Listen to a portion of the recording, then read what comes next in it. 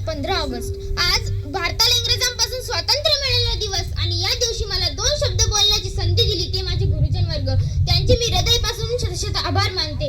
खून कहो किस मतलब का जिसमें उबल का नाम नहीं, वो खून कहो किस मतलब का आ सके देश के काम नहीं, वो खून कहो किस मतलब का जिसमें जीवन न रमा नहीं है, वो पर्वत बनकर बहता है, वो खून नहीं वो पानी है. उसी दिन लोगों ने सही सही खून की कीमत पहचानी थी जिस दिन सुभाष ने बर्मा में जाकर मांगी कुर्बानी थी.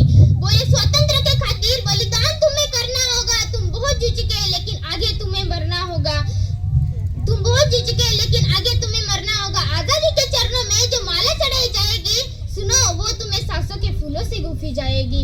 आजादी का संग्राम कई पैसों से खेला जाता है, ये शीश कटने का सौदा नंगे सर जला जाता है. रक्त तुम मुझे देना, बदले में भारत की आजादी मुझसे लेना. हो गई सभा में उथल पुथल, सीने में दिल न समाते थे, सो इंकलाब के नारे को स्वतः छाए जाते थे. हम देंगे देंगे रक्त, बस यही शब्द सुनाई देते थे. रन में जाने वो खड़े दिखाई देते थे. बोले सुभाष वह आगे है जिसके तन में भारतीय खून बहता हो, वह आगे है जो खुद को हिंदुस्तानी कहता हो, वह आगे है जो खून से हस्ताक्षर करता हो. मैं कफन बढ़ाता हूँ, जो आगे है इसे हंसकर लेता हूँ. बोले जो आगे है जो इसे हंसकर लेता हूँ. सारी जनता हुंकार उठी, हम आते हैं, माता के चरणों में हम अपना रक्त बहाते हैं. उस दिन देखा साहस से भरे युवक बढ़ते ही जाते थे. चाकू छुरी कटारों से वे अपना रक्त बहाते थे और उसी रक्त की शाही में अपनी कलम डुबाते थे और आजादी के फरमाने पर हस्ताक्षर करते ही जाते थे.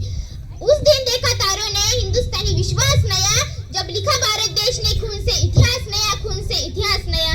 स्वातंत्र्य मिळालं आहे ना, ते इतक्या सहजासहजी नाही मिळालं. वंदनीय मंगल पांडे, वीर सावरकर, राजगुरु सुखदेव, डॉक्टर बाबासाहेब आंबेडकर, चंद्रशेखर आझाद, वीर सावरकर, राणी लक्ष्मीबाई या सर्व महावीरांनी आपल्या प्राणाचे बलिदान दिले आणि या देशासाठी आपले रक्त सांडले. या सर्व महावीरांना मी नमन करते. या सर्व महावीरांना मी नमन करते. आपल्या नशिबात या देशासाठी आपली प्राण अर्पण करण्याची, रक्त सांडण्याची संधी नाही, परंतु आपण या देशाची सेवा मात्र करू शकतो. खरंच खूप नशीबवान होते ते लोक जे देशासाठी केवळ जगलेच नाही तर देशासाठी आपले प्राणही अर्पण केले. आपल्याला या देशाची सेवा करायची आहे ना तर आपल्याला देशाच्या प्रगतीत सक्रिय सहभाग घ्यावा लागेल आणि समजून घ्यावं लागेल माझी जिम्मेदारी काय आहे, माझे कर्तव्य काय आहे. आणि एक गोष्ट नेहमी लक्षात ठेवावी लागेल की हा देश माझा आहे आणि या भारतातले सर्व लोक माझे आहे आणि त्यांच्यासाठी आपल्याला दिवसभर कष्ट करावे लागेल. आणि मित्रांनो, आपल्या देशाकडे कष्ट करण्यासाठी, आपल्या देशाचे स्वप्न पूर्तीसाठी 280 करोड हात आहेत आणि आज हा भारत देश प्रगती पथावर चाललेला सुद्धा आहे.